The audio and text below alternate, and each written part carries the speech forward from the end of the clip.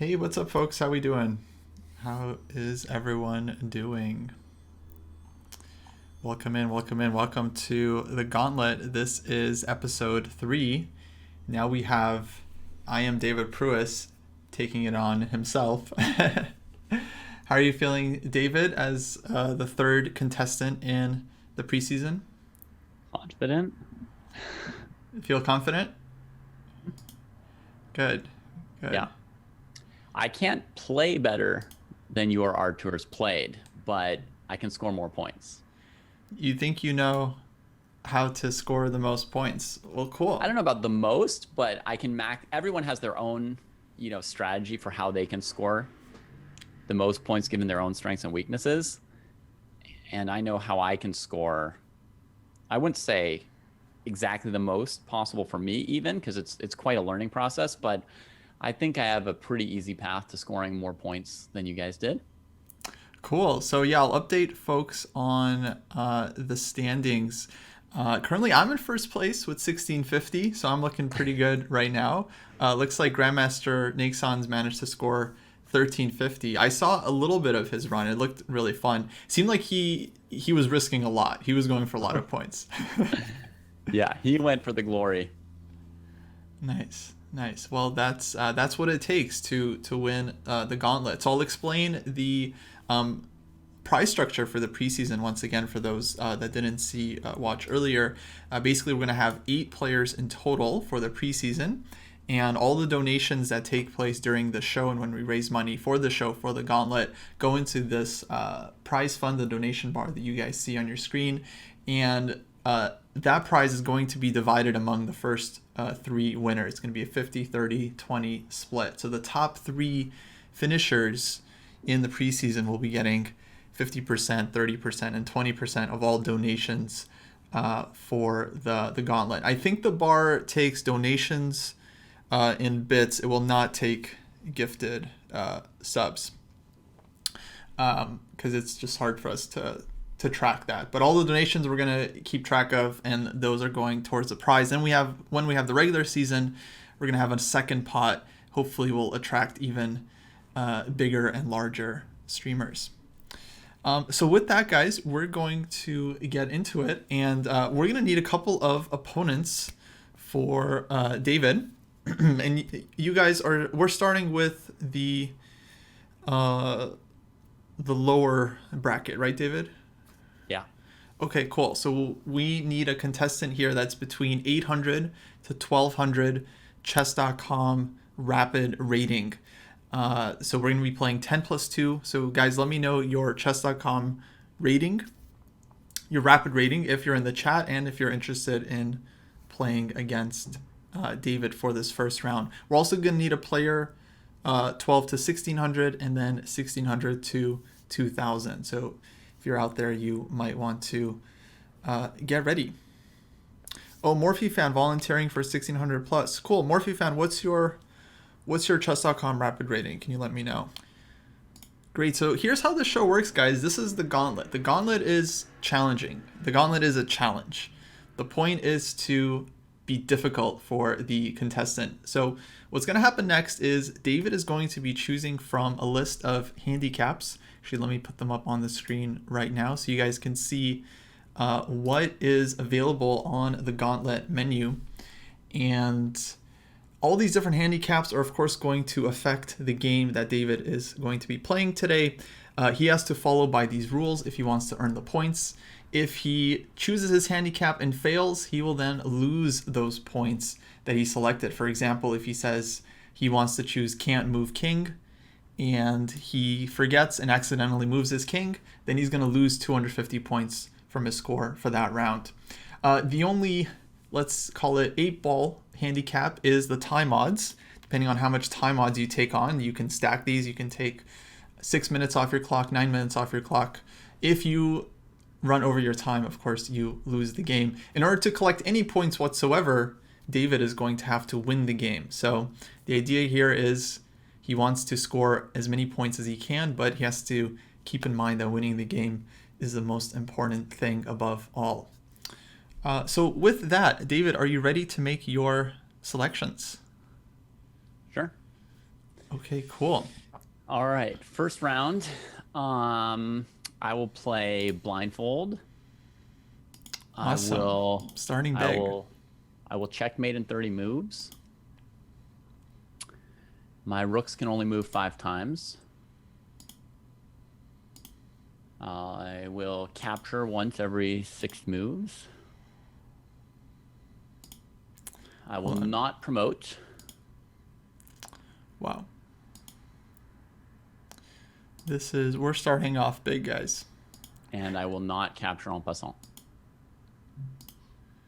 No en passant. Wow.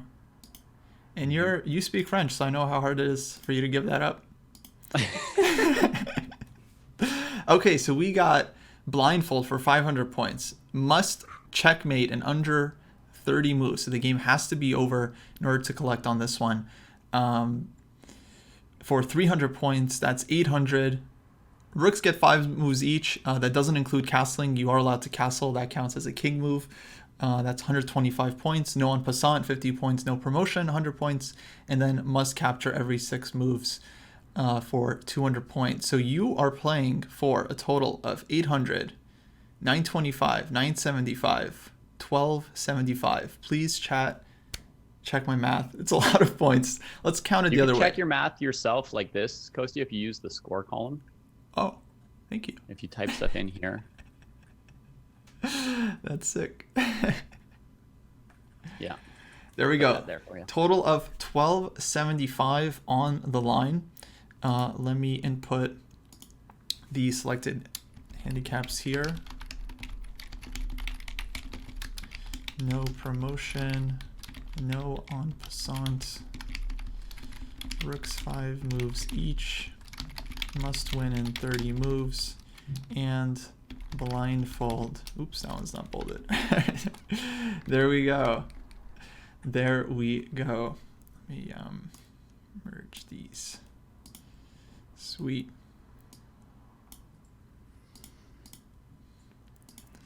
All right.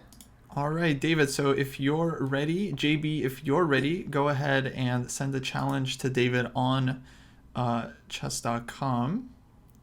All right. Good luck, JB. And let me make Everybody sure. else enjoy it. Yeah, let me make sure I'm following you, David. Okay. Just one moment. I'll wait a second. Then I'll plug in my headphones over here, which I don't have in, but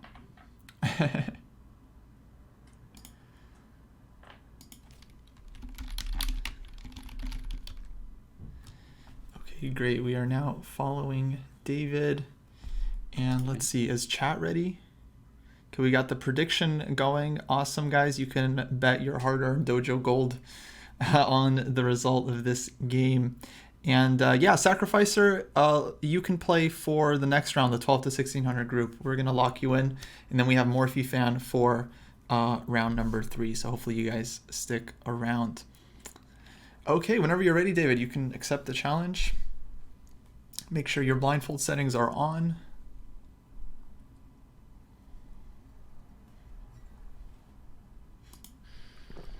And here we go, guys. The game has started. And David has started with e4, black played c6, d4, and d5. So we have Caro Kann. David cannot see the board, guys. Now this is very critical. You guys can see the board because I'm the one that's streaming. David cannot see the board. Okay, honor system. He's got the blindfold set up on his end, the blindfold pieces.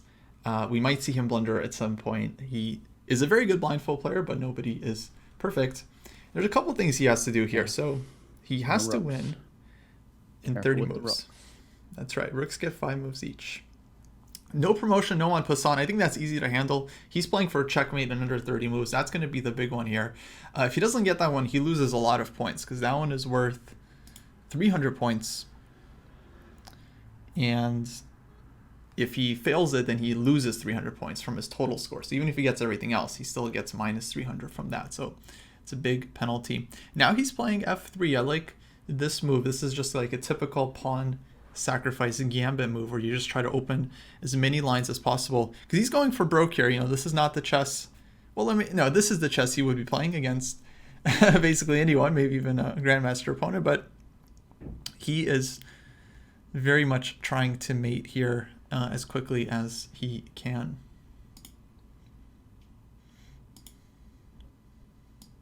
How is he going to remember which rook he moves where? Oh, that's a tough one. I mean, in blindfold, that's going to be real tough. He can't see the notation. Yeah, I think when you play blindfold, they show you the notation. So that definitely can help if you need to retrace your steps.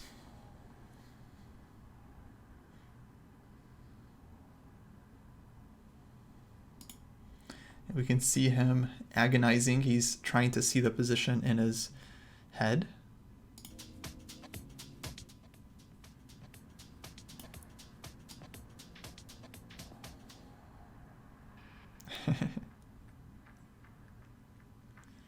And takes on e4 with the pawn. So this pawn is hanging, but White's idea is that he wants to open up the f-file. So Black can take this one. And then take I almost forgot to bishop, capture in 6 moves. Jesus. Oh, yeah. That was move 6. I just looked up to see, like, did I capture anything? Oh man, that's hilarious. But unfortunately with f3, there's basically no way for Black to really avoid this. Maybe b5 would have been a very, fast, I think. very clever move, forcing White to capture something after b5. And White would have to give up the bishop if he wants to keep those points. So takes, queen f3. Now he has until move 12 before he has to make another capture. But this one goes hand in hand with the trying to win in 30 moves because, of course, David has one thing on his mind, and that is to take on f7.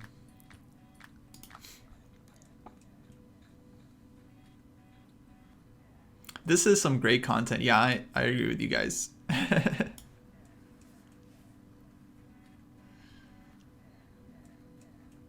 Actually, we just put up my episode on YouTube, so that's available now for those that missed it. And I'm sitting on top of the leaderboard right now. I'm feeling pretty good with my 1650, I gotta say. Move 14. Though David is going for a full 1,200 points, so that's a lot. Okay, e6, and oh, this looks like a blunder from Black because now White takes on e4, and David has one piece. However, that doesn't mean he's necessarily going to checkmate. This is move 8, so 22 moves to go.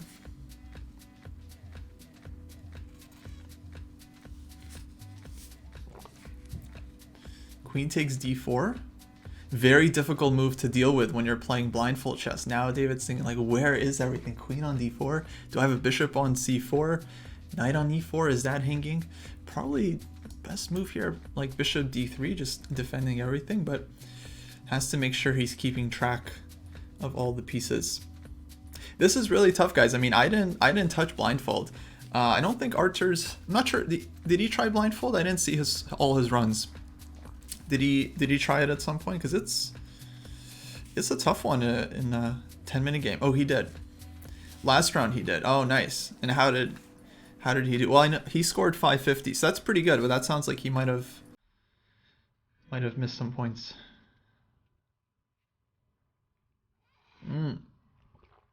Took on our own sombrero.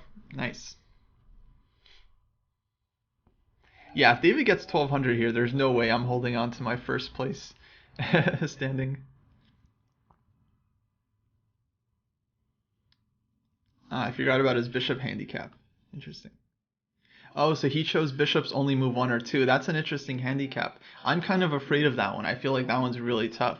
When your bishop can only move 2 squares, like, Black can really abuse that, you know, just doing all kinds of stuff. Nice, nice.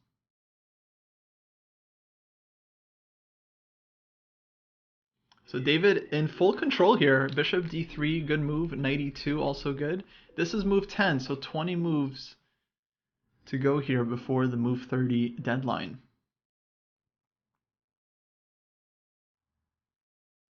Yeah, this is worth 200 points, 100, 50, 125, 300, and full 500 points for the blindfold.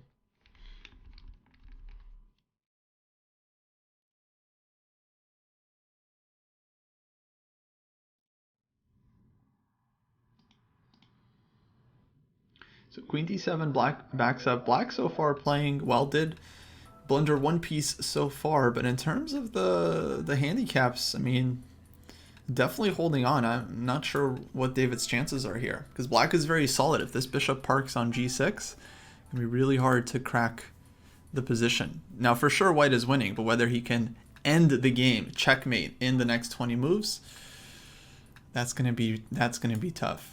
It might be time to start taking some risks. Might be time to really go for it. I'm expecting castles.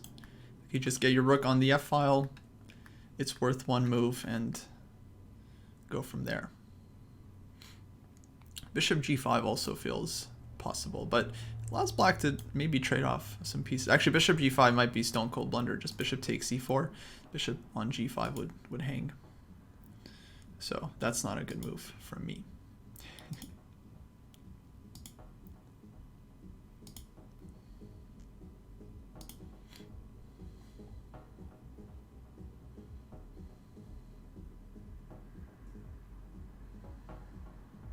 Last time we had a capture for white was move 8. He played knight takes e4, and then we had a few more moves. So now white has to make a capture by move 14. So move 14 has to be white's next capture. How does he know what the opponent's moves are? So when you're playing blindfold, they highlight it for you, and you get the notation. So this is move 10.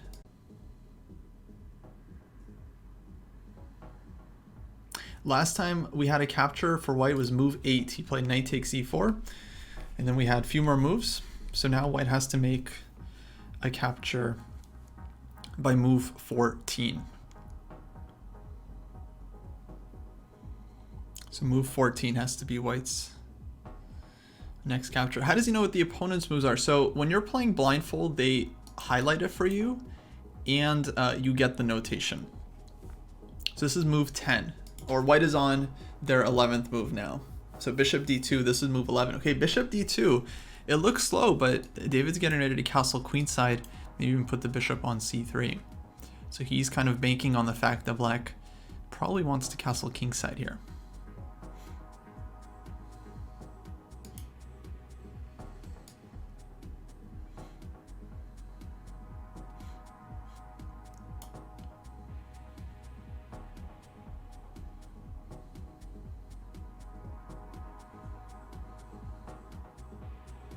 Oh, the resolution's fixed. Oh, that's good. Marco, I'm sorry. I'm not doing anything. It's literally all on Twitch.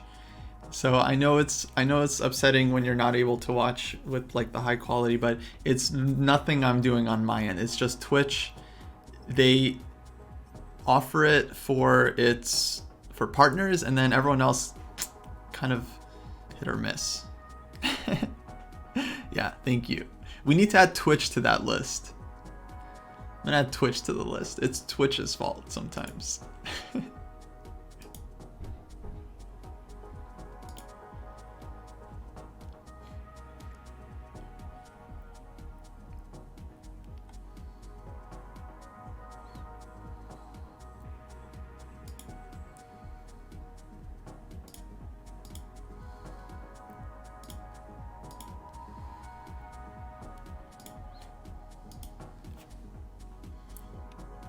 Hey Thad with the bits, thank you very much.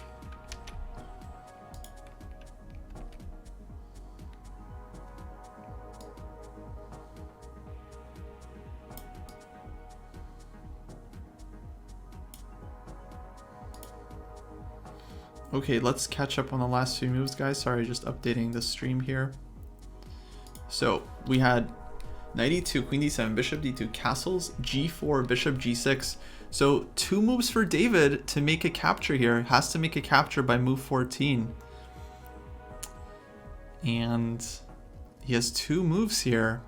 Black also has this check available that could be very annoying. This could kill everything for white. So he has to make a capture within 2 moves. It's move 12, so he also has to win the game. He has 18 moves to win the game, which not going to be easy. Black's kingside looking very solid right now. Very solid.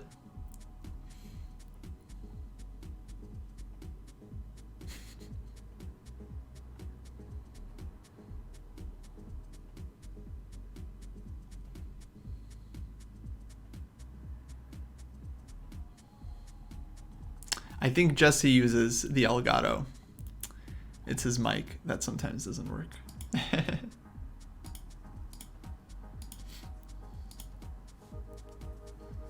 So David thinking here, he has to figure out how to make a capture. One move that would force the capture is knight g3. He goes knight f2, so he's aware of this. Now bishops are going to get traded off no matter what. But this isn't necessarily great for white's attack, because now this is move 13, and he needs to finish the game by move 30. Note that if white played knight f4, black could play bishop h4 check, and that would unfortunately not let white make a capture, and that would be the end of that one. So knight f2. Now he's ready to trade these bishops, maybe push the h-pawn up the board, h4, h5.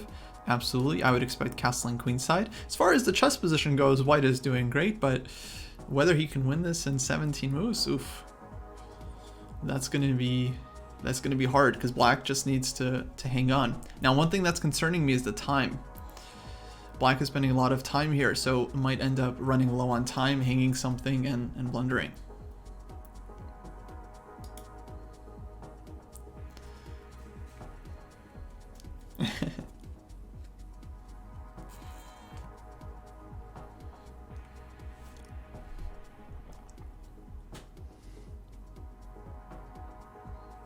Oh, I was really hoping black wouldn't play that move.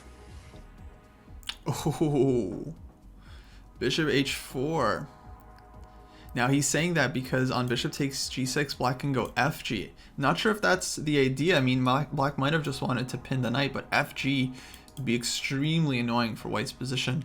Knight g3. Oh no, he forgot to capture. Minus 1,000,000 points. Oh no.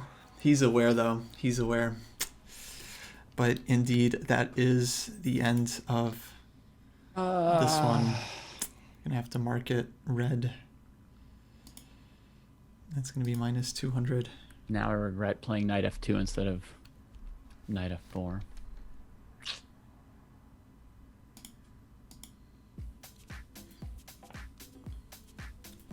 Okay, so now David does not have to worry about the captures anymore. He loses the 200 points, which actually is still, he can still get up to 875 total if he gets everything else. So still a lot of points up for grabs, including actually with 875, he would still have the highest single round score thus far, with the record being my own 725 in my first round. So he's still playing for the lead here, but he has to win the game in the next 14 moves. So this last move castles. This is move 16. No rook moves from either side. This castles counts as a king move. So he still has 5 moves left with both rooks. And obviously he is playing blindfolded, guys, so he has to keep the position in his head. So far he's done fine, but as the time starts to tick down, it's very difficult to keep the position really steady. But the game is going to have to end. JB's gotten better and better. This is tough for me. Yeah, JB has improved a lot, I will say that.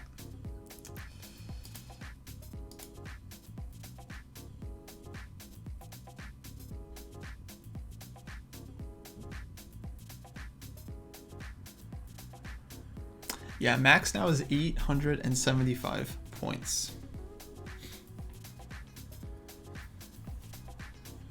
So bishop c3.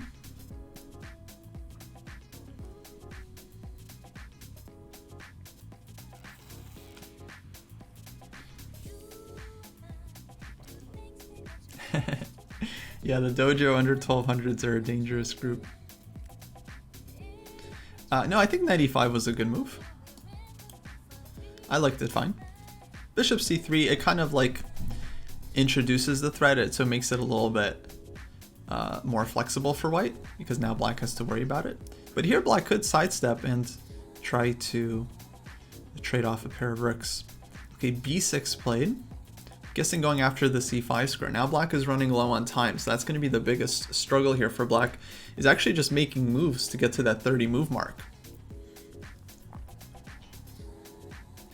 So here David has 12 moves to go. This is going to be his 18th move. 95 certainly looks strong. like a good start. I imagine black plays queen e7 or something, but then knight takes c6 might hang, right? So knight e5, I think the queen has to step out of the way. And how is white winning this exactly? Maybe he doesn't want to block his diagonal. I could imagine a move like knight h5 as well, going after g7. It might be strong.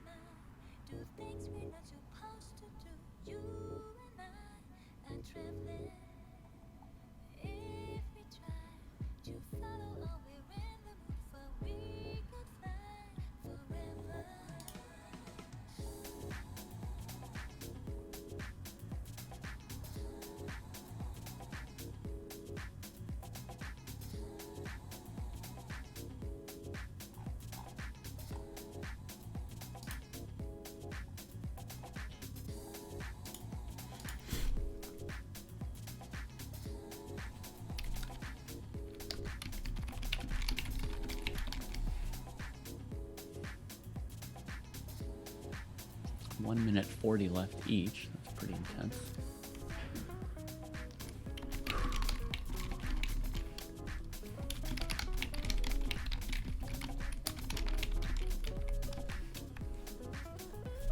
Okay, knight h5, yeah, good move. That cost David a minute and 40 seconds though. A lot of time to invest on one move. It is an important one, but now he leaves himself with very little time to finish the game. So he has to win to collect, and he has to win under 30 moves, otherwise he loses a lot of points here. So black goes knight c7, allows white to take on g7, probably thinking about which way to take, with the bishop or with the knight. I bet both are good. I think at this point, probably just have to choose one and then back out anyway. Like knight takes g7 and then back out. Okay, he takes with the bishop, and the next move is gonna be to drop back and try to open up. So now white has a ton of room on this diagonal. Maybe even bishop f6 could be an idea here. Yeah, the mate is very, very close. This knight on h5 combined with a queen on f6 is going to be really dangerous for black's king. White also has a second knight. Knights are dangerous, guys. Not a lot of people know this, but like knights lead to checkmate. So if you have a lot of knights around the opponent's king, that's the secret actually. Yeah, you heard it here. That's how to do it. Yeah, bishop f6 is pretty deadly here. You can also go knight f6 check with the fork, forcing black to take and then take with the dark squared bishop. And you kind of very close to checkmate there. I mean, the bishop is super strong. Second thing a lot of people don't know, in addition to knights being good against the enemy king, bishop's also not bad, especially when the colors around the king are all open. Okay, so black goes queen d5. I think very good move in terms of the defense, trying to trade queens off. Only down to 20 seconds though. So black has played a really good game, but at the cost of time. And now David might end up winning this one simply on the clock, although he's very close to finishing it on the board as well. Okay, queen d5, white keeps the queens on the board, queen h3. Now JB needs to keep making moves here. Bishop g5 check, good move. This is going to cost white one move. It's move 21 now, 9 moves to go. Will David make it? His opponent just simply might not make enough moves. Oh no, gotta start pre-moving. Now this is actually, we are playing 10 plus 2. We are playing 10 plus 2, guys. So black is not flagging here. She has the increment. Knight f6 check. Okay, David goes for it. Bishop takes f6. Now move 23, 7 moves to go. He's playing for checkmate. Knight d4. This can stave off mate for maybe one move, but it's looking pretty good for white after queen h6. I think this might be it, guys. This is move 24. Okay, queen g5, black is trying. Actually, that's a good try. The king can run.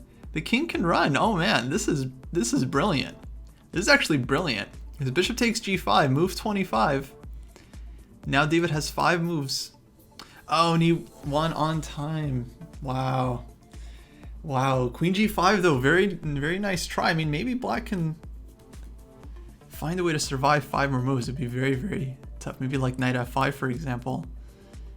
And it was really close. So let's see. This would have been move 26. And then I think white makes it because bishop f6 is coming move 27. Maybe rook d4, trying to go rook g4. That was move 25 just now. Bishop takes g5. Yeah. Yeah. Okay, nice job, David. Exciting finish there. JB, very good defense, very resilient. You almost had it actually in terms of tempi. I know we ran out on time, but almost made it to move 30. So Morphe fan, the must checkmate in 30 moves, that is the rule. That is what these points are for. When it says must win in under 30 moves, it's really must checkmate. That's right. So you get the 300, the 125, the 50, the 100. Of course, you blew the captures. You know that. Yeah. And 500 for the blindfold. Still 875 for your first round, the single highest score in the preseason so far. If I traded on g6, she would have taken with the f pawn, right? I would have lost the game. Well, that looked very dangerous. Yeah, I mean. I don't know. I couldn't do that. Yeah, that king would just be so safe with that f takes g6 structure. Like, no way. Well, and I lose my knight with check, right? And well, no, you can block on f4 with something. You have a couple pieces, but it's not. Oh, I guess so. It's not comfortable. I still lose a piece like g5 or e5 or something. Oh yeah, my God. Yeah, it's not comfortable. I think you did the right thing. I think you just give up the handicap. You played for everything else, and you got 875. And it was close. I captured on the 7th move, right? Yeah. I've only trained this with capturing every 7 moves. This was my first time with the 6 move, so it was terrible. Right. No, David does win the points for winning in under 30 moves. Otherwise, his opponent could just resign one move before checkmate and deny me every time. Yeah. So, all right, David, what would you like to do for your round 2 game? Okay. Blindfold. Cool. Round 2. Rooks only get 5 moves. Okay, that was fine last time. No en passant. You think you'll need to promote? Yep. Okay. But I guess I don't need my pawns to move 2 squares. 1 should probably do it. 1 should suffice. Okay. You want me to fill it in? And that'll be it. Okay. So your king has full freedom. Nothing with the king. No castling. Do you want any time odds? Nope. We lost David for a second. Good. You want the full time? Okay. It's just my job to offer. Your job to decline or accept. All right. David is getting ready.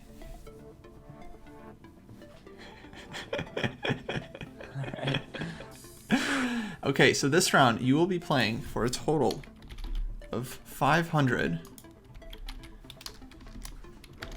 600, 675, 775 points. And let's mark your handicaps here. Pawns only move 1. No en passant. I mean, good luck getting your pawn to the 5th rank anyway. Rooks get 5 moves each. And we are sticking with blindfold. Very cool. Hang on, let's see. No castling is 125, and rooks are 125. Hang on 1 second here. Yeah, maybe. And just give up castling. Yeah, let me give up castling instead of my rooks. Okay. Same points. So no castling.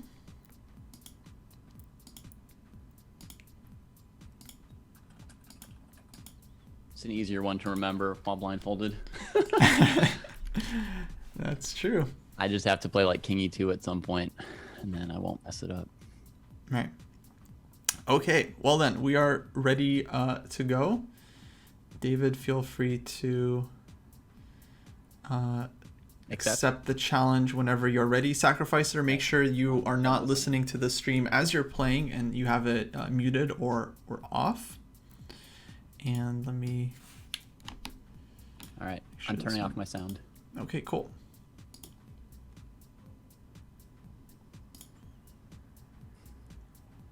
All right, game should be starting any moment. There we go. Hey, Morphe fan with the donation. Yeah, guys, all donations going to the prize fund for the Gauntlet for this first preseason. As you guys can see, we have a bar that's slowly but surely filling up. Huge donations earlier, guys, by the way, for our tour shows. Huge, huge donations. We really appreciate it.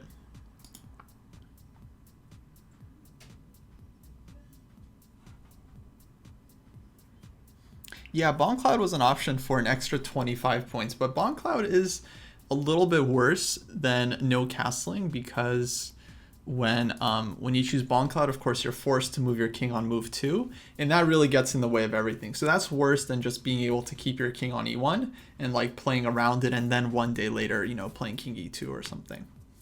But we are not allowed to use or to choose Bomb Cloud and no castling because they kind of overlap. That would be too easy.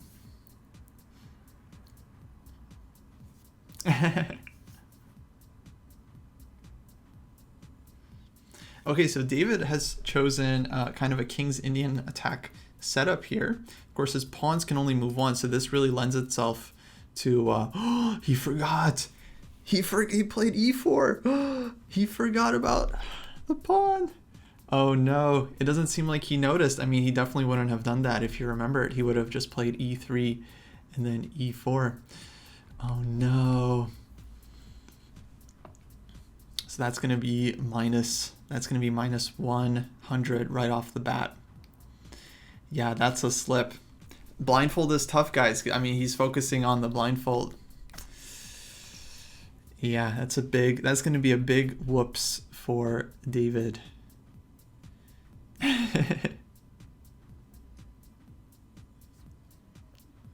Yeah, I might have to rethink the prediction. But this one is indeed X'd out. Very unfortunate. Then on h4, okay, his knight can use the side of the board. Well, now that he's moved too, I mean, f4 becomes a good move in this kind of position. He has to remember not to castle, though. Castling would be a very normal move, but of course, white should not be doing that.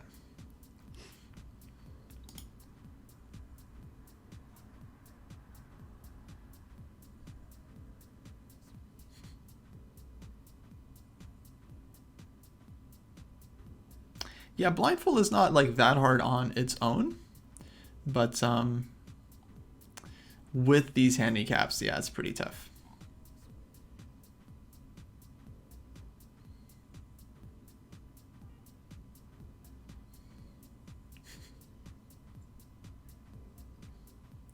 Okay, so f4, he's just ignoring it, and now f5. Now white has a nice position here. I mean, these pawns are going to be advancing on the king side.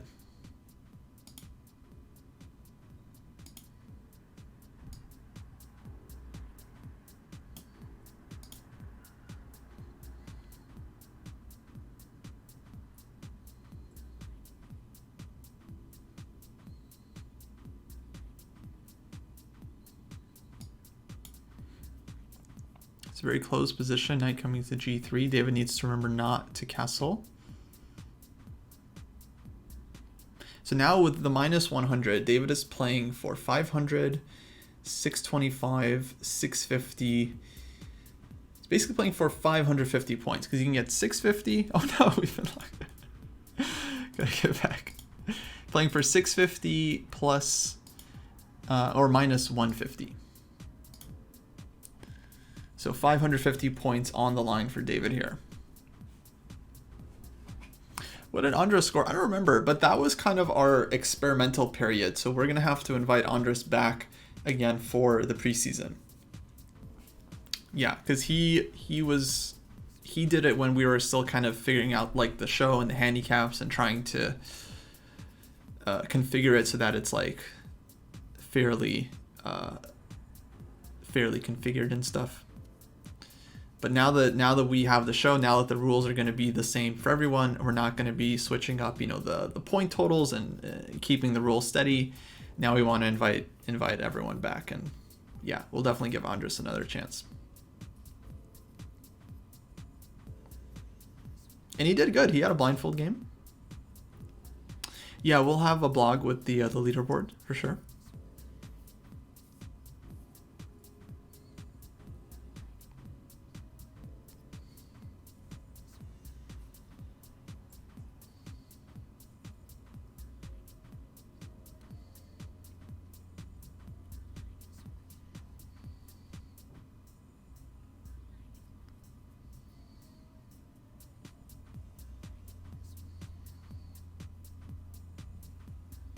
Oh, is that an en passant?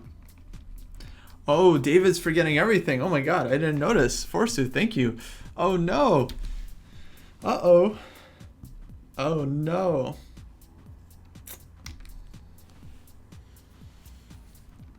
No, he forgot everything. He did make no castling, and he did make blindfold. So as long as he wins the game, he will get those points. But he does lose. The pawns only move one and en passant. So he's going to be losing 150 points from his totals here. So now he's playing for maximum of 625 minus 150, 475 points on the line for David here. Still a very reasonable score. 475 would give him 1,300 points going into the last round. So that would still be pretty good. So maybe he just gave that one up on purpose. I don't know, actually. Because now white's position is good. Queen takes g4 on the board. h4. And he sacrificed the pawn, but this move bishop h3 is coming, and that's going to be really very unpleasant for black. This is actually a really interesting pawn sacrifice by David. I'm not sure if he actually intended it this way, but h4, bishop h3, very unpleasant for black. So queen d7, black backs up. Black playing good games so far, like this one.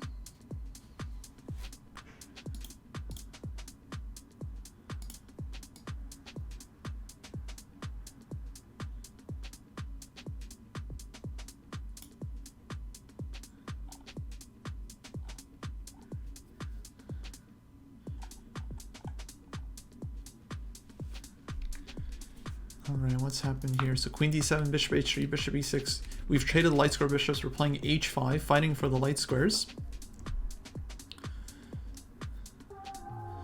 Yeah, I like what David is doing. He might even go knight h4 here and just go after this f5 square. This h5 pawn, this can be taken at any point. But black is gonna probably castle queenside and get the rook away. Oh no.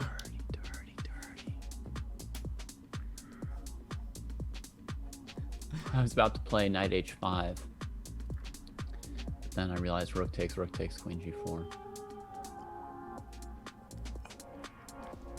Okay, king is on I just came out of my reverie of focus and realized that I've moved my pawns 2 squares at a time a million times and just doing whatever I want to. I just didn't even make any note to myself about what my intentions were.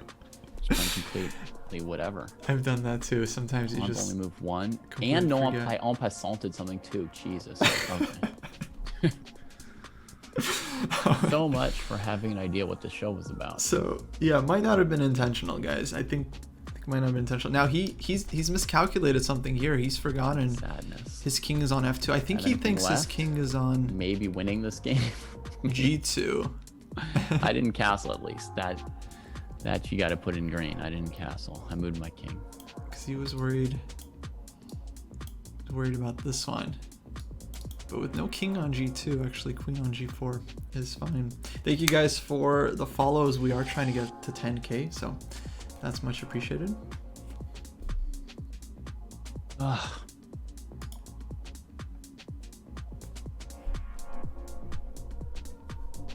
Absolutely ridiculous. I captured something en passant. What was it? Why was I doing anything like that? I just focused on the game.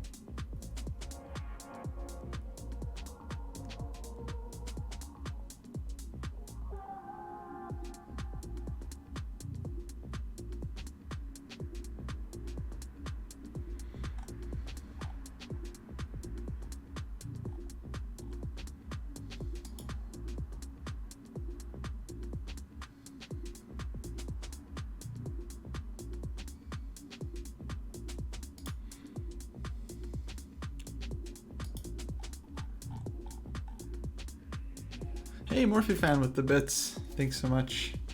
Follow is good, Warriors. Follow is good. Okay, let's see what's happening. So knight h4, queen g4 on the board. Yeah, not the easiest position for David here. Black playing a good game.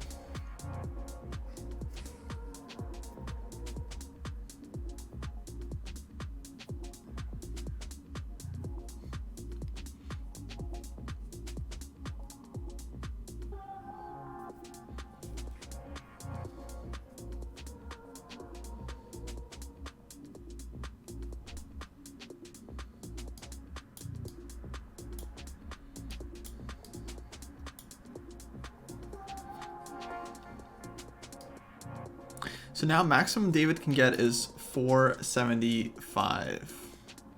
Hey JB with the donation. Getting us to 400. Nice. So this is the prize fund, guys. This is growing with every contestant. Oh, my king's on f2, not g2. So that whole taking on h5, rook takes, queen g4 wasn't even check. I could have taken it. There you go. There you have it. Yeah, all the donations during the show go towards the prize fund that the contestants are playing for. There's going to be 3 places in the preseason, and then we're going to have a regular season with another pot that's going to be growing and growing. And the idea of the pot is that as it grows bigger, we might attract bigger and bigger streamers. My personal dream pick would be Ali Reza. I would love to get Ali Reza on the show and get some of these handicaps. Dude, I think Ali Reza could put up like 3,000 points in this format. I think he can just like, I think he'll crush it.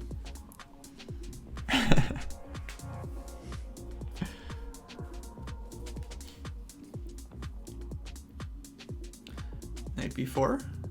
Good move. So interesting choice by David there to just take on c4.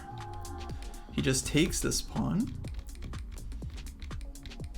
Now rook is coming to b3. Black can take on c2 here or go d3 check. This is getting very, very frisky. I thought that was a queen there. What the heck is happening? Oh, he traded a piece. Oh my god, I didn't even know where... Uh-oh. I think I had rook takes d1 on automatic recapture, but it didn't show me any of the moves in yellow. So I didn't see... I thought that was my queen that was moving to b3. Oh, this is what happened, guys. He pre-moved rook takes d1 in this position. Then it happened. He didn't notice that it happened. So knight bishop c5. David thought he's playing queen d3 here. Oh yeah, otherwise on bishop c5 I would have just done whatever. Right. I don't know. And then knight b4, queen b3.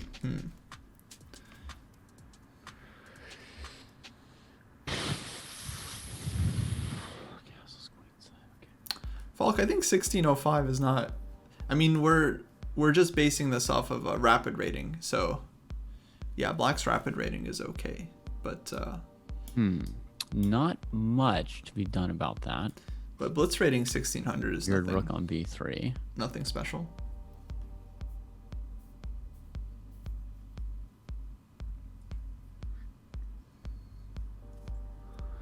Just develop, I guess.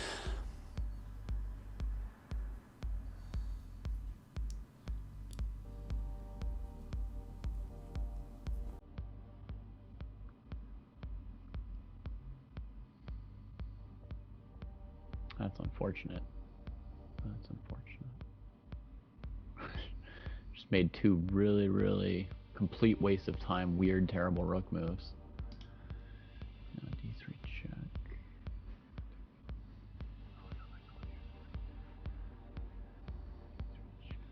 Yeah, I don't know, guys. He's played 46 rapid games, so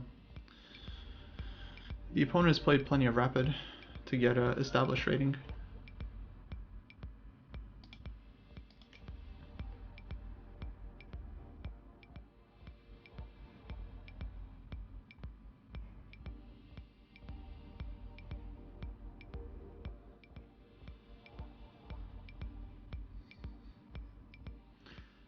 He is playing a good game though, so gotta give him credit. D3 check, nice move against White's king.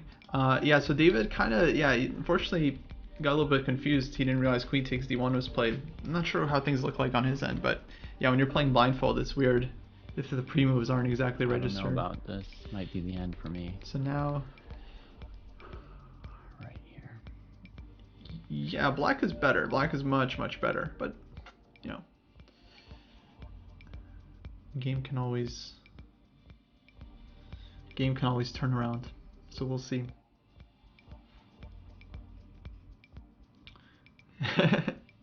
Maybe pre-moving and blindfold is unwise. Well, no, that rook. I mean, that's a good pre-move. You know, just on the capture.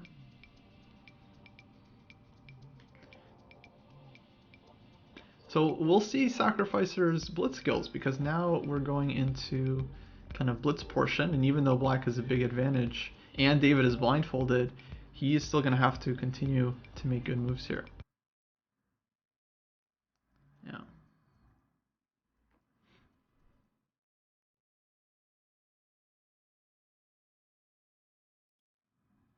He's got another knight? What? How many pieces does this guy have? Oh no.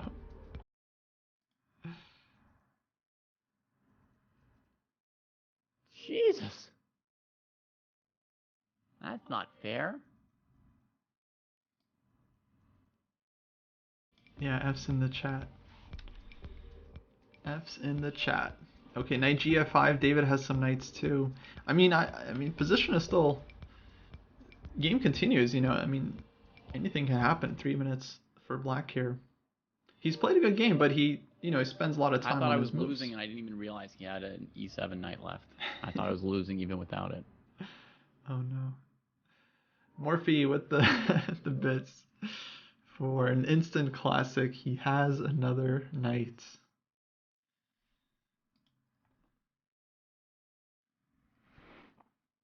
Okay, knight d4 check. So this will be forcing the trade. I think David knows his knight is on f5. Yep, so he takes, rook takes. Now bishop on knight on b4 is hanging, guys. Hold up. Hold on a second. Oh, but so is this one.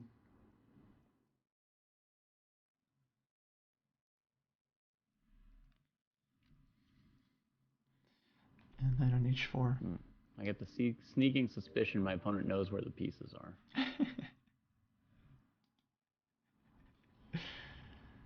Yeah.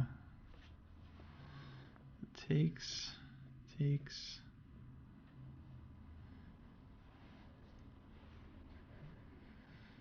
yeah, he sees that one. Or takes c4, comes very quick.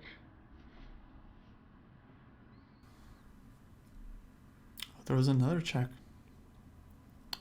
Not sure if he really had to throw in that check. I mean, white kind of wanted to take this pawn anyway.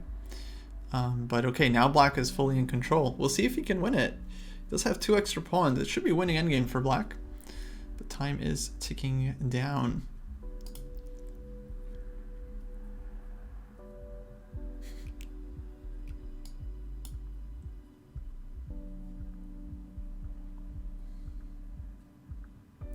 Yeah, that's right, JB. We add the bits afterwards. We basically reset.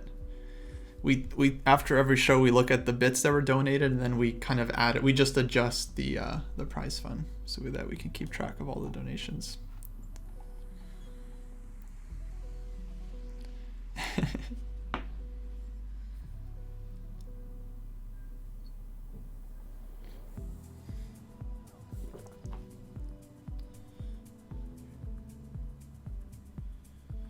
Yeah, no, I mean, white can absolutely still win this game with some mistakes from black here, especially after c5. I like this move, opening everything up. And I mean, David gets some pass pawns of his own.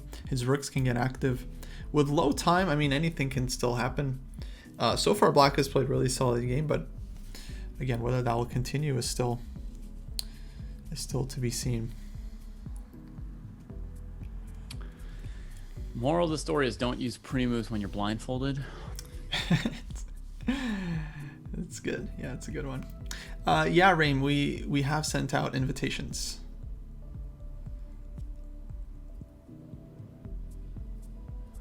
I have seen Penguin play some bullet blindfold. I mean, kid's a monster. We'd love to see Penguin on this show. Actually, I bet he could really tear it up. Yeah, we'll invite him. We'll invite him.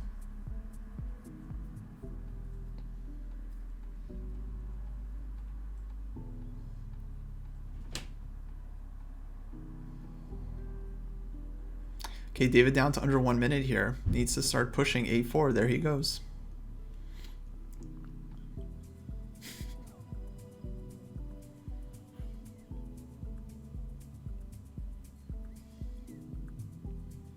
Cool, cool.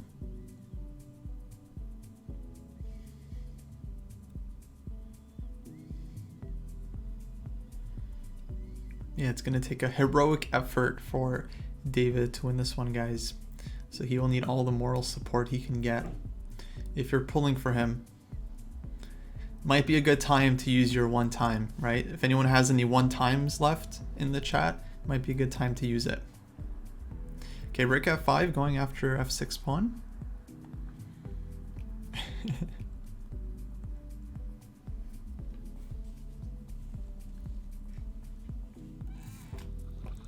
A one time is when you're watching a sport, like a sporting event, and you like want one side to win. So you say, come on, one time, and then it's supposed to work. If you haven't used it in like a while, you get one of those, and then usually it works. Not always, but if you haven't used it in a while, then your chances are better. Okay, a5. I mean, now both sides have their have their passed pawns. This one stopped for the moment because of the rook, but we can maybe play rook e1, go after this one, and put some pressure on black's pawns here. Yeah, after rook e1, not the easiest endgame for black to win. This is really going to come down to the wire. Yeah, see there, Nernay's just used his one time. There we go. It comes from poker, exactly. Rook b5.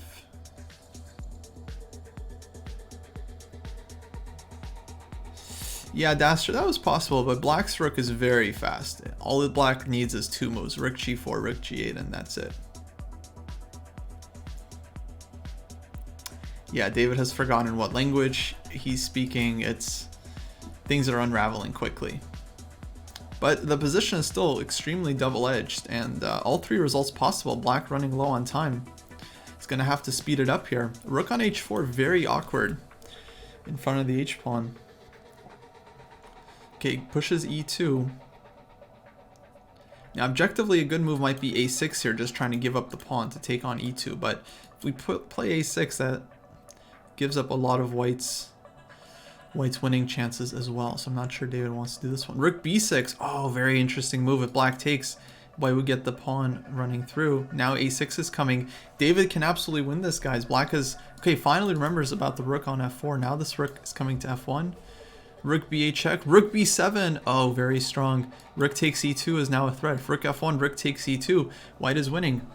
White is winning this. Rook takes e2. He sees it. David has managed to turn things around in the rook endgame. Black scrambling. Rook on e7 hanging. Complete collapse. And if David can just hold the position for a little longer here, he will be winning this game.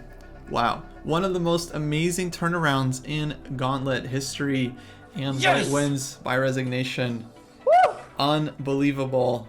What a performance. So many people in the chat used their one time, David, and it looks like it paid off. So many people did what? They used their one time on you. They used their one time. You know, when you want something to like work out in your favor, like a sporting event, you go, come on, one time. It's like a poker thing when you need that like... Anyway, nice job. Amazing comeback. As you realized mid-game, it was fascinating to watch. You did forget about some of the handicaps. I forgot about everything except that I was playing chess. Yeah, that was a bit surprising, but honestly, it happens to me too. Sometimes I forget as well. Those moves didn't even help me, you know? It's that was like, if at least they like, you know, they'd be like, oh, he did it on purpose because, you know, it got him an advantage. He like, you know, sacked the points, but they got me a terrible position. Those stupid moves. Wasn't even worth it. Yeah. Well, you did manage to score 475 points. So 625 from no castling and playing blindfold, minus 150. So 475, and that puts you at 1300, well in position to take the lead with a big final round. Now you'll be playing Morphe-Fan. Morphe-Fan is ready, and you can go ahead and send the challenge to David whenever you'd like to Pruess. We're gonna wipe the board here, or excuse me, you're at 1350. Yeah, 1350. So wipe the board for the final round. All right, let me turn pieces back on here. No more blindfold. Oh my God, with 15, 20 seconds on the clock, that's like the least fun thing in the world. That was a great rook endgame, though. That was fascinating how you turned that around. I played some good moves in the end there somewhere. Yeah, I mean, opponent played great. Sacrifice for in the chat. That was really high quality game on your end as well. Just at the end, okay, we run low on time. It gets hard to continue to make good moves. Oh my God. Yeah, David got 475 for that round. So as far as the prediction goes, it was slightly short. Yeah, when you're blindfolded, you do see the clock. Yeah. Oh my God. Yeah, Seth is saying that Seth warned the chat about Sacrificer. I knew about Sacrificer because I run so many tournaments that like even people who've only played a couple times, I've seen them. Sacrificer's really good. I was scared. I was scared when I knew that was my opponent. Oh wow! I'll tell you guys that. Wow. I was scared. I think Sacrificer like won the under 1500 section or something the one time I watched, right? So it's like if you're gonna get somebody in the 12 to 1600 range, you don't want the person who won the tournament, right? Maybe someone a little middle of the road. Yeah, usually not. But no, that was very exciting. People on the edge of their seats. Okay. All right. We got one more round to go. All right. What would you Pawns like can to only do? move one. Mm-hmm. So Knights let can't me clarify. This means one square. Yeah, one square. Okay, because seems like you. Knights can't. I'm already exhausted, Kosi. I have to play another game. The toughest one too. Knights can't touch the rim. Okay, no knights on the rim. That's just good strategy. I mean, that's helpful. No. It keeps me from playing bad moves. Yeah. Last game I had to check before playing knight h4, and then I forgot about everything else for some reason. I was like, can I go to the side? Yeah, I can go to the side, you know, but I was like, what? What about everything else I'm doing? I got cut up in thinking like, oh, it's going to be like a King's Indian. I wonder what like Kostya will think of the King's Indian. It's a good choice. All right, so knights can't touch the rim, pawns only move one, no en passant, no castling. No en passant, no castling. Okay, Yeah. cool. And Know no en anything passant more? means you're not allowed to en passant, just so we're clear. All right. I'm the first person in the history of the game to en passant. How many points is that? Okay, so now we're playing for 350. So this would put you at 1700 if you got everything. God. You want to take some more, time but odds? It's just throwing good money after bad. I mean, I messed this up in the previous 2 rounds. Mm-hmm. Maybe some time odds.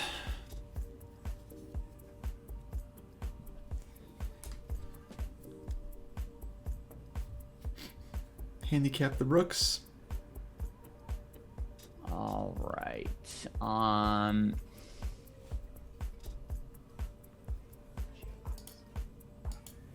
Okay, give me one increment of 3 minutes and handicap my rooks.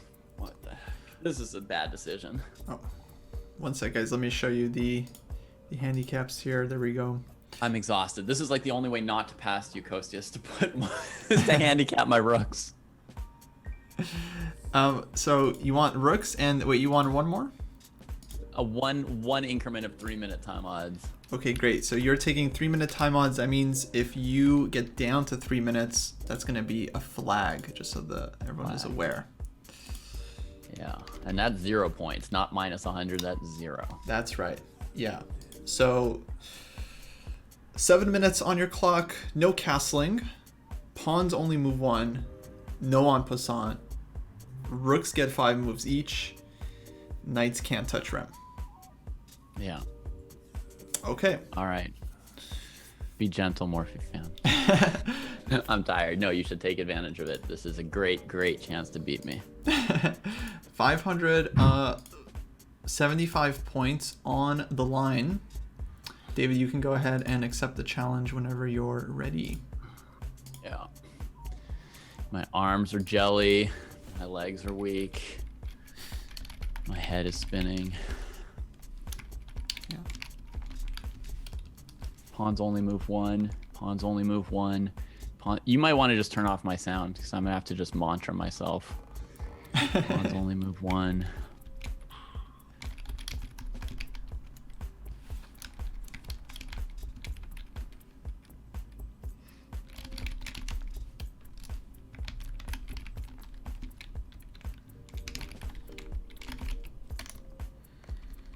Okay, knights can't touch rim. Oh, pawns only move one.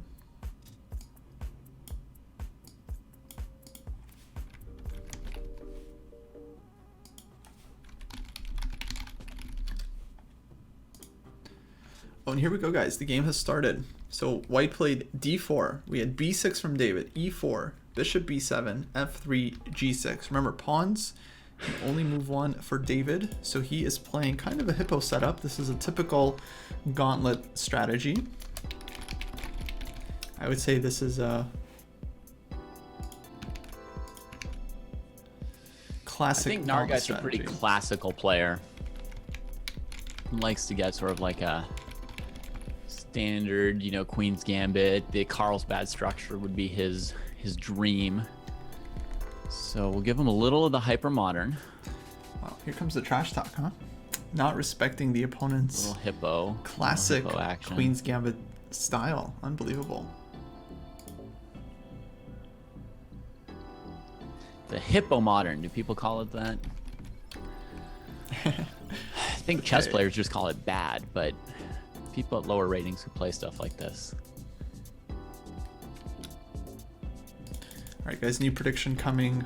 Will David score the full 5-7-5? Yes, no, 1 minute. Submit.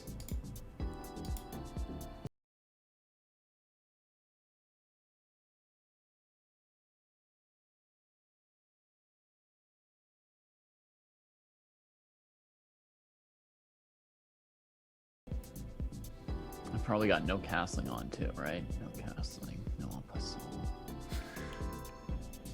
Knights can't touch rim, okay. Knights can't touch rim. That's right, a lot of handicaps. So for the moment, he can do d6, knight d7, knight e7. This is how you play the hippopotamus. The point is to not move anything past the 6th rank. Can't do anything. Pawns can't do anything. It's almost like, I mean, people call it the hippo. For me, it's more of like a porcupine setup. It's like, porcupine has all these spikes, and if you go near it, you get hit. And so with this setup, black controls every single square on the 5th rank, every single square on the 6th rank, and multiple pieces covering every square, right? So it's like... Oh yeah, and the time handicap. Speed up. Very, very solid. Daster, I have no idea. Sorry, that's a Twitch thing.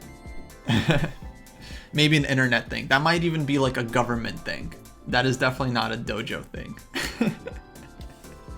That might be like a your country's government thing.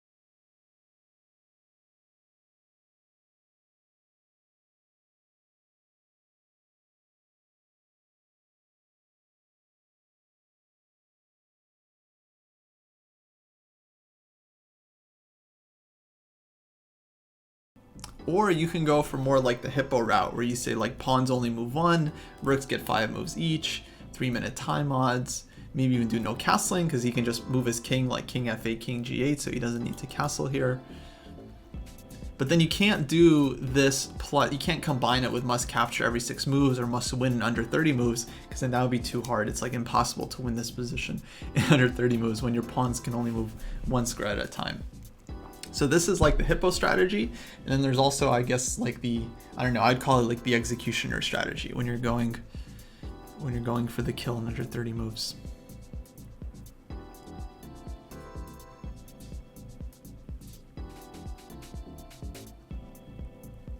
Yeah, DM, if we could get like a highlight reel, the first 3 episodes or so, that'd be sick.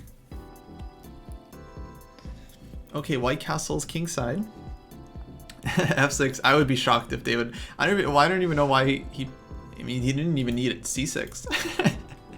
Didn't really need this one, but at some point, David's gonna have to make a pawn move to the 5th rank. At some point. It's hard to play like this.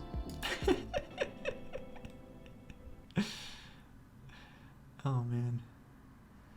Knight d3. Well, white is staying solid. White is just staying extremely solid. He's just like holding his ground. He's like, I am not gonna make first contact. So we might see this game just being played with like some social distancing on the 5th rank.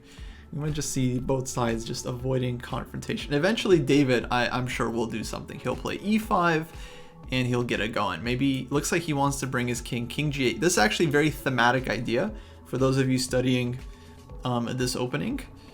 When you can't castle in this position because white has the queen and bishop on h6, you simply slide your king over to h7. That's how you do it. And I mean, David selected no castling, so he can't keep the moves, but I mean, he can't keep the points if he wants to do this anyway. But anyway, like, castling wouldn't be a good move. So king f8, king g8 on the board, and now the king can be headed to h7. Rook maybe can come to f8, and he can think about trying to get f6, f5 in, although e6 pawn will be hanging. Oh man, do you always play this opening as Black Daster? If you do, you should stop. Not do that anymore.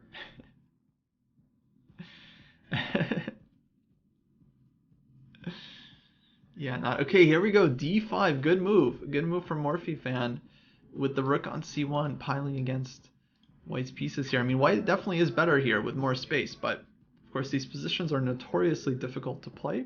Now black can go for a kind of c5 break or c5 push. I imagine David is going to want this Benoni structure. Yeah, I think 95% we see c5. Yeah, there we go. Now it's closed. White is still better, but at least black has some squares for the pieces. Anything wrong yet? No castling. No castling's good. Okay, something happened here. Pawn or knight? What isn't good in Bullet? Thinking.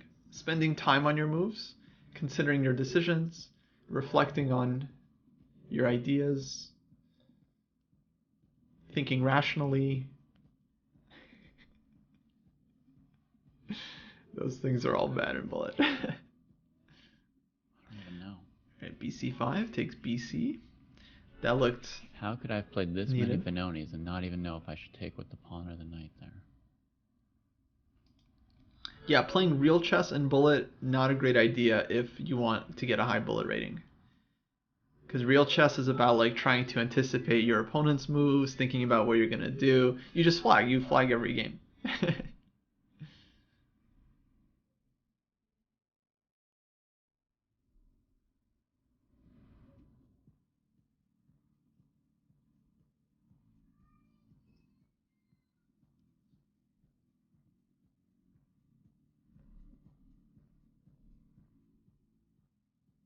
Okay, knight e5. Black has this nice knight on e5. So far doing good with the handicaps. Knights are far from the rim. Oh, knight c4. Big move. Big move. That could end the game right there. As long as David remembers the rest of his handicaps, I think it's going to be pretty straightforward to win this one.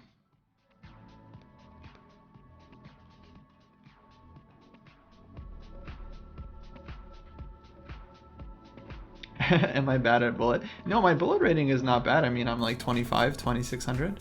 I just think it's a different game. So, you know, you gotta treat it for what it is. It's a clock game. No, mouse game. Sorry, mouse game. So if you move your mouse fast, then your chances are better. So it's like a mouse game. Or G1. All right, but I'm not that bad at the mouse game. Not that bad. I just don't like it as much as, you know, real chess.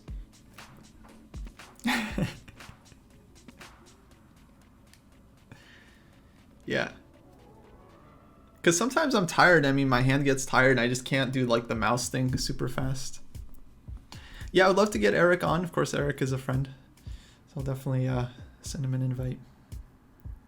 Oh man, bullet over the board is the worst. Pieces just go flying everywhere.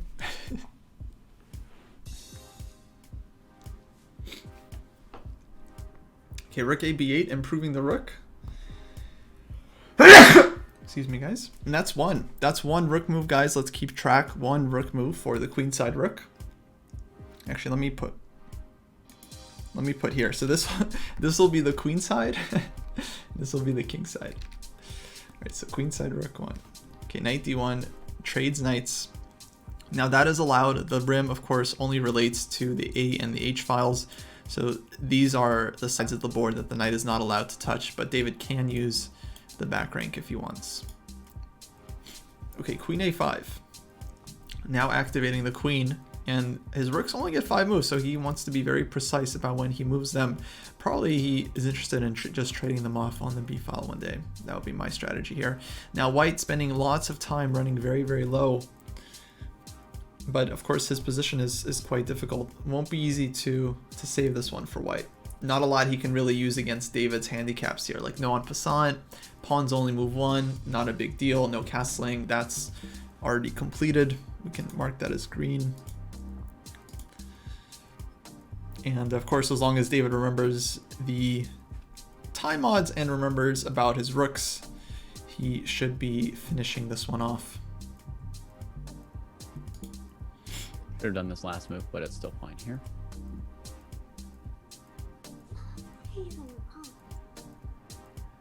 En 6 minutes.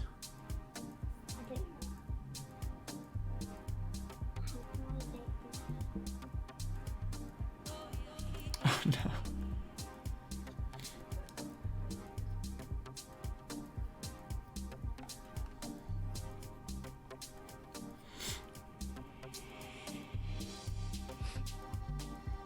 Yeah, there is a chance David forgets and plays f5, which is a thematic move. Rooks only move 1. No en passant. I've got 1 pawn left on f7 that I could mess up with. Knights on the rim. Knights on the rim. Yeah, the opponent is aware of the handicaps. Okay, there comes the pawn. I was expecting that. So yeah, now normal chess f5 here would be an excellent move for black, just shutting this in white's tracks. But of course for David, that's not possible. So I would consider f6 there with the idea to play f5 next move. I think that's how I would do it.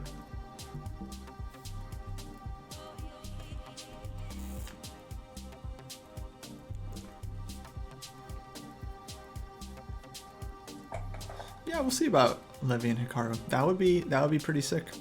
That would be pretty fun. My rooks, and the bishop on b7 was bad against the d5 pawn, so hence this long maneuver with it to reposition it. Eventually it goes to like b5 or something. Actually, he has kind of a pretty powerful threat, bishop a4, but white gets out of the way with bishop f3. Good move to open up the e2 square for the queen. Very alert from white here, because this one would have been very unpleasant, forcing this and then here, and yeah, not so nice for white. Alright, so bishop f3. Now black can use a rook move to go rook hc8. I think this would be worth it. But it was bishop b5. Pinning white's pieces here. And yeah, white's position just kind of very, very tough here. Not much to play for. Ok, tu dois me laisser me concentrer juste pour 3 ou 4 minutes. Je suis en train de jouer un match. Mais yeah, maybe we get the okay. phone. Merci beaucoup. Okay, David taking on the little kid handicap as well. Having to deal with kids.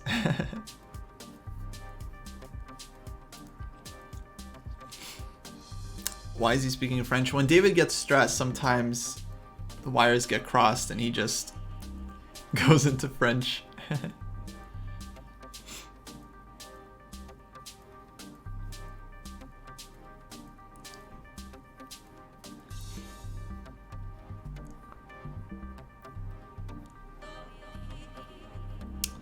F5 blunder. I'm not sure about that. I mean, I don't think David wants to take twice here. Oh, now David can't go F5. I see. Yeah, positionally, I think it's a decent move. Okay, takes on G6. Takes back. Now Queen is... Basically, David wants to win this without his rooks. He just wants to win with his pieces. Now he can take on D3 and look for Rook B2.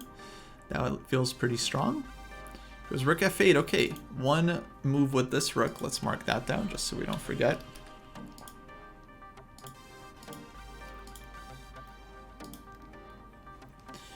And of course his idea is to just get the rooks off the board so he doesn't have to worry about them. Now white running low on time.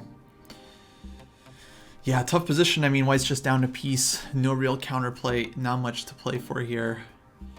Unfortunately, David didn't really take on any handicaps that like can be exploited by the opponent. But this is the strategy against the strong players. You know, you don't want to completely handicap yourself too much. It would be quite difficult. Hey, Sombrero with the donation as David wins the game. And yeah, congratulations to David completing everything. Got time mods. Remember the pawns. Wow. And yeah, everything. I didn't mess anything up. Kostya? Everything completed. Yes. With many moves to spare. GG Morphe, thank you for the bits. Thanks everyone for the donations. Of course, this prize fund is growing throughout the season and will help us attract all of the exciting guests that we were talking about in the chat. that might show up on the stream one day. Congrats, David. You got the what full is the prize fund like? 575. Well, we're up to 403. Plus, we also have to include all the bits that took place during the show. So right, we'll tally those up as well. But your score after 3 rounds is a grand total of 1925. The new score to beat 1925. So David is now sitting atop the leaderboard and is the favorite to win the first prize in this growing prize fund for the Gauntlet. Whew. Exciting game. Favorite. That wasn't clean. That wasn't clean. You're the leader. The leader. The current leader. Yeah, very interesting final round. Of course, kind of a slower game, but I thought it was well played by both sides. Of course, unfortunate blunder by white with move 13. Oh, not 13, but later in move 93. Yeah. But yeah, great stuff, David. Great performance. You have time for a little post-game chat, or you got to run? I should probably run. But thanks everybody, and Kostya, thank you so much for hosting today and giving me a chance to just focus completely on chess, even to the point of forgetting what the handicaps were. Yeah, absolutely. Well, all right, David, we will let you go. I'll hang out with chat for a bit and wrap up the show. All right. And yeah, congrats today again. A great performance.